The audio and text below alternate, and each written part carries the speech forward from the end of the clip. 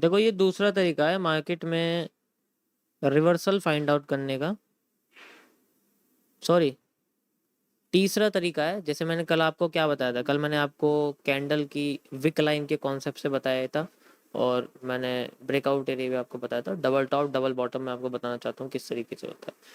ठीक है, दूसरा तरीका बता दूं पहले मैं आपको, ये जो है दूसरा तरीका, फिर आपको तीसरा बता दूं। पहले मैं दूसरा बता दूं, देखो क्या होता है। जैसे मान के चलो मार्केट में कोई पैटर्न बना है ऐसे करके, ठीक है, तो अगर उसके ब्रेकआउट होता है जस्ट लाइक नीचे की साइड, ये इसके पॉइंट्स हैं, मैं इनको कनेक्ट कर देता हूँ एक ट्रेंड लाइन के साथ।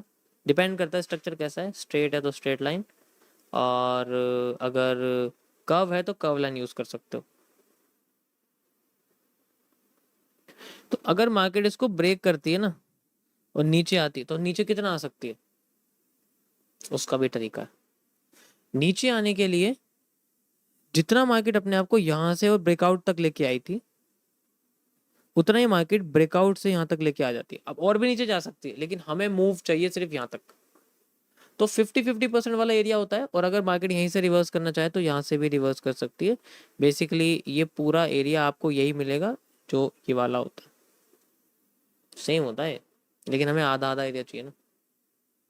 ये दूसरा तरीका मार्केट में रिवर्सल फाइंड आउट करने का, रिवर्सल। ठीक है, इस तरीके से समझ आ गया सबको। मैं आपको दिखाता हूँ, आज बैंक निफ्टी में यही हुआ था। बैंक निफ्टी में क्या हुआ था, बैंक निफ्टी में यही हुआ था। यहाँ आप देखोगे, यहाँ मैंने आपको ये करके दिखाया था।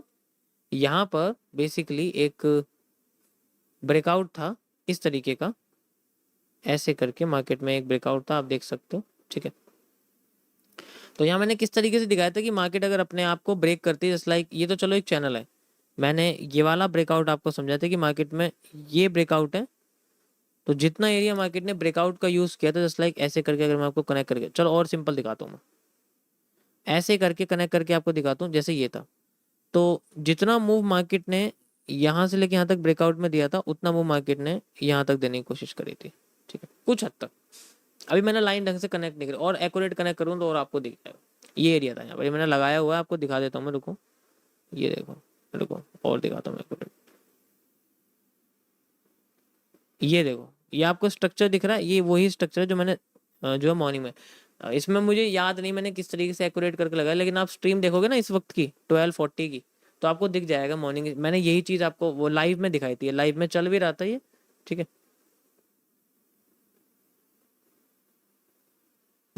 तो बेसिकली जो ब्रेकआउट होता है बहुत इंपॉर्टेंट होता है, ब्रेकआउट से आगे मूव आता है। अब ये नहीं पता मुझे इसमें ब्रेकआउट मैंने कैसे लिया हुआ है फिलहाल के लिए, उस वक्त मैंने लिया था, लेकिन जनरली क्या होता है इसी तरीके से मार्केट मूव करती है। समझ आया सभी को।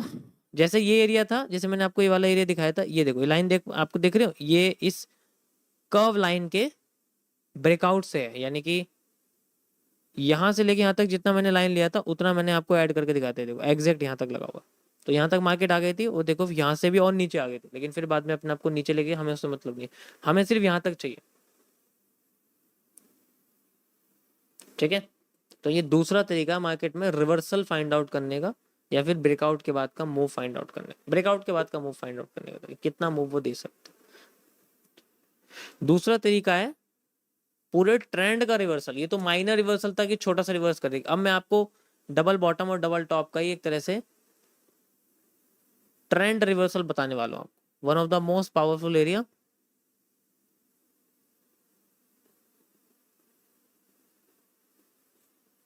ये इसमें लिए हमें डब्ल्यू और एम की जरूरत होती है, और एंगल की जरूरत होती है। एग्जाम्पल के तौर पे मैं आपको दिखाना चाहता हूं, जैसे कि हम लोग चलते हैं गोल्ड के ऊपर।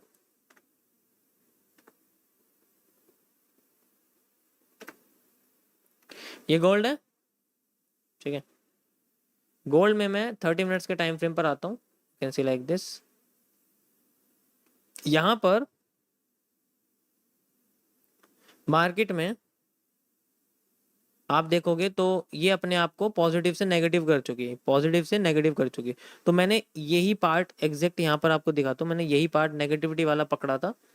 You can see like this, market अपने आप को पॉजिटिव से पहला जब नेगेटिव पकड़ा था तो ये वाला पार्ट मैंने पकड़ा था जब मैंने यहाँ पोजीशन लगाई थी, ठीक है, इस जगह पर।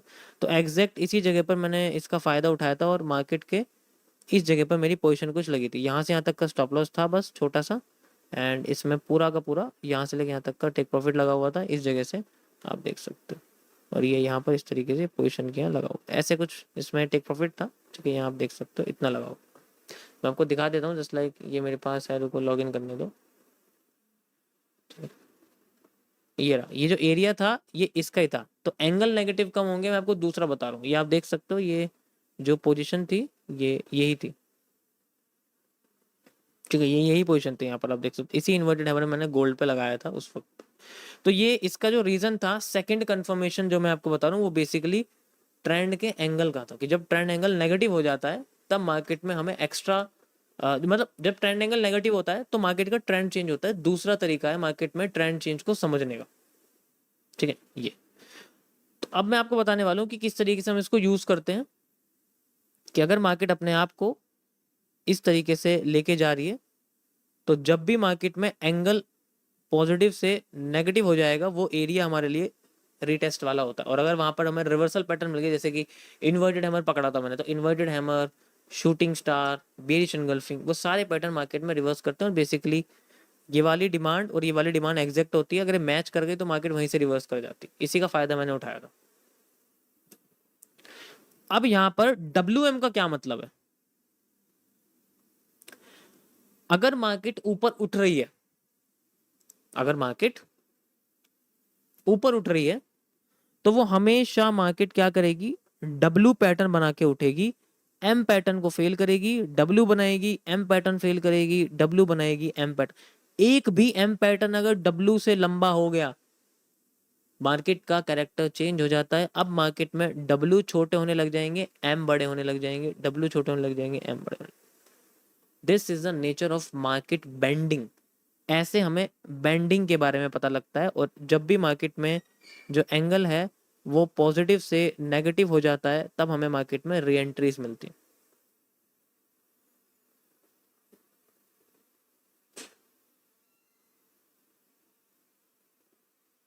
ठीक है, ये चीज।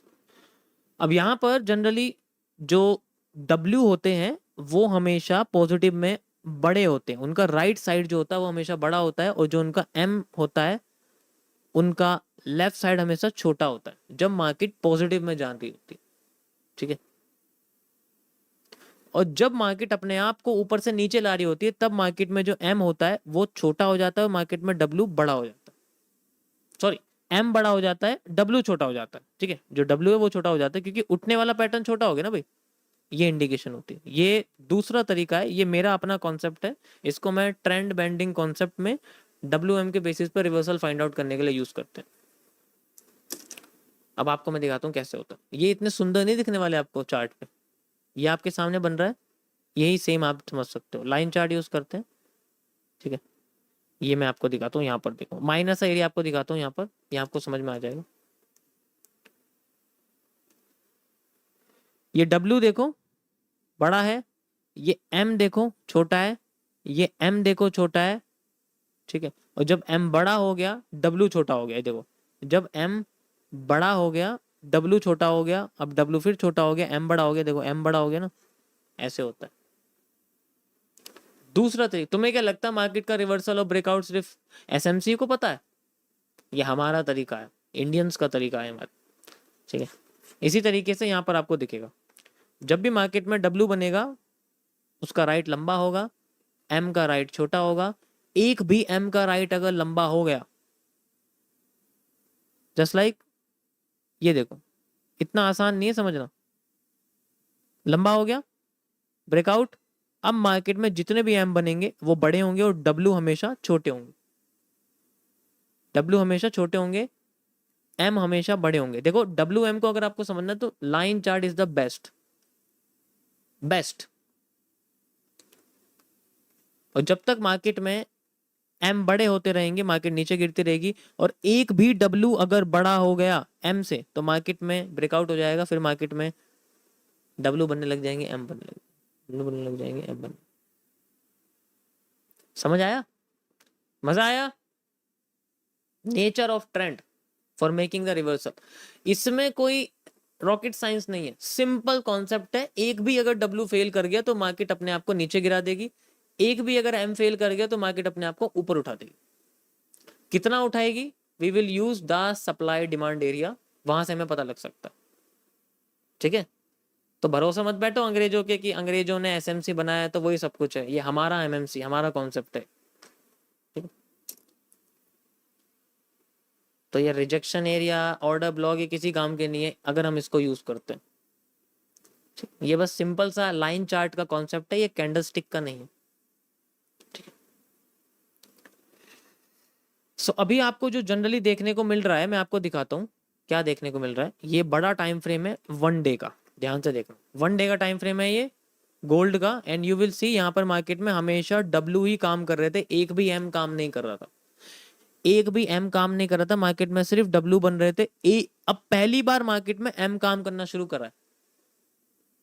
ठीक है, समझ सकते हो कितना बड़ा टाइम फ्रेम है और कितना बड़ा एम है।